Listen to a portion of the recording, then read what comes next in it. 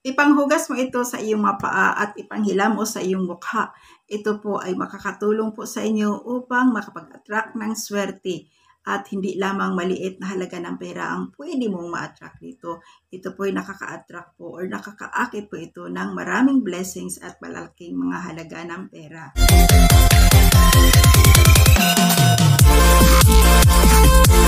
Pwede mo rin itong gawin guys bago ka bumili ng ticket sa loto or bago ka tumaya, bago ka umalis ng iyong bahay. Pwede mo rin itong gawin.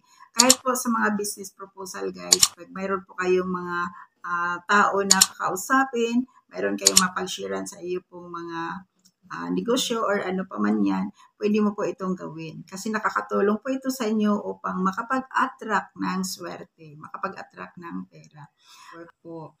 And kung may mga negosyo din kayo, yan, araw-araw mo po itong gawin bago ka magbukas ng iyong tindahan or bago ka mag-umpisa ng iyong araw pagbukas ng iyong tindahan or mag-run ng iyong business. Kahit anong business pa yan, kahit mga online business, ayan, pwede pa rin ito. Kasi ito po talaga, suswertin ka nito. At yung tao na kakausapin mo ay talaga maaaliw sa iyo and then maklose mo yung deal na yan. No? Positive lamang guys. So, ngayon po, ang gagawin mo, gawin ito sa umaga, pagising sa umaga. Yung tahimik pa po, napakaganda nito pag tahimik pa. And then gawin mo ito ng may lubos na paniniwala. No? At syempre, yung lugar kung saan po kayo uupo, kailangan mo yung lugar na tahimik at wala pong magkaroon na, wala pong mag-distract or mag-disturbo po sa inyo. So, ngayon po, kailangan mo yung Chinese incense. Magsindi po kayo ng Chinese incense bago po kayo mag-start nito. Ayan. And then, hayaan mo lang yung Chinese incense dyan na iikot-ikot yung amoy nito kasi ang amoy ng Chinese incense nakakatulong po ito upang mag-attract ng swerte. And then, kung wala po kayong Chinese incense, pwede po kayong gumamit ng puti na kandila. Okay? So, ngayon po, pag puti na kandila po, sindihan mo and then ilagay mo po sa iyong harapan bago ka mag-umpisa. And then, bago ka mag-start, inhale, exhale ka muna. Yung pag-inhale, exhale, nakakatulong talaga yan upang ma-release kung ano yung mabigat sa puso mo, yung gumugulo sa isip mo, so i-release mo muna yan. Para sa ganung paraan, makapag-process ang universe sa iyong mga wishes or iyong kahilingan. So ngayon, kailangan mong maghanda ng tubig, ilagay mo siya sa baso. Ganito po. And then clear glass po ang iyong gamitin. And then, another thing, asin. Ang tubig at ang asin, guys, napakadami na pong testimony na gumagamit sa paraan na ito and then nag-success ang kanilang mga wishes. So, ayan. Sa tubig naman, kailangan mo yung tubig na malinis. Kahit yung tubig sa gripo, pwede yan, guys. Basta malinis na malinis. So, ayun po, guys. Kailangan po natin dito ang tubig dito sa glass. Ayan. And then, tubig po sa gripo.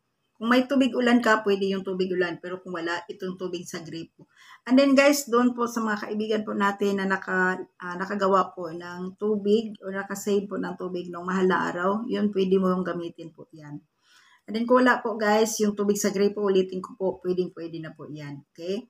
So, and then, next po, another thing is yung ating asin. Kung mayroon po kayong asin, yung rock salt, pwede yun.